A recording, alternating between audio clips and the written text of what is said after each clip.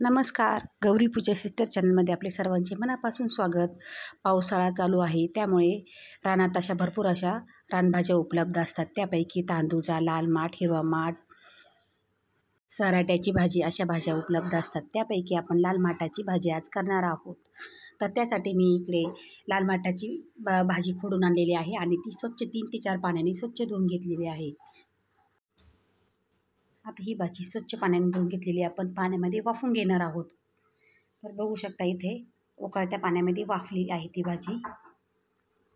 आता आपली लाल माठाची भाजी जवळजवळ शिजत आलेली आहे, बघू शकता. आणि त्यातलं ते पाणी असतं ना उकळलेलं, ते पाणी ओतून द्यायचं आहे आणि थंड पाणी त्यात ओतायचं, म्हणजे ती भाजी पिळताना आपल्या हाताला असे चटके बसणार नाही. अलगद हाताने काढून घ्यायची आहे आणि पिळून घ्यायची भाजी. बघू शकता आता ही भाजी पिळल्यानंतर अशी डब्बाभर भाजी झालेली आहे. तर आता इकडे शेगडीवर कढई तापवण्यासाठी ठेवली. त्यामध्ये तेल टाकलं आहे, 1.5 वरगळं तेल टाकलं आहे. एक कांदा कापून घेतला आहे, लसूण सोलून घेतलेला आहे आणि हिरव्या मिरच्या घेतलेल्या आहे. आता आपली कढईतलं तेल तापले ना, त्यामध्ये आपण टाकूया अर्धा चमचा जिरं.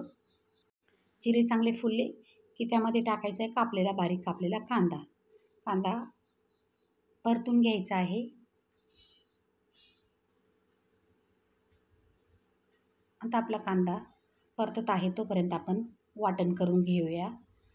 लसूण आणि हिरव्या मिरचीचं वाटण ओबडधोबड बारीक करायचं आहे.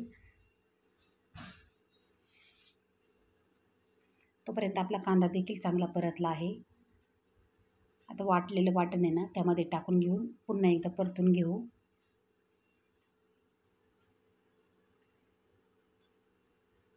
त्यामध्ये टाकूया चवीनुसार मीठ टाकायचं आहे आणि जी भाजी आपण अशी पिळून घेतलेली होती लाल माठाची भाजी, ती आधी अशी मोकळी करून टाकायची आहे आणि उलटणीच्या साहाय्याने अलगद हाताने अशी परतून घ्यायची आहे, बघू शकता. आणि वास पण खूप छान येतो त्या भाजीचा परतताना. आणि शेवटी टाकणार आहोत आपण बारीक भाजलेल्या शेंगदाण्याचा कूट, त्यामुळे आपली भाजी खूप चवदार होते.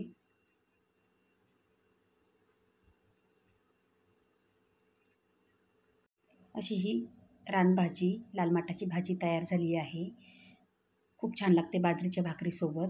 व्हिडिओ जर आवडला असेल तर लाईक करा, कमेंट करा, शेअर करा आणि चॅनलवर जर का कोणी नवीन असेल तर चॅनलला सबस्क्राईब करा. धन्यवाद.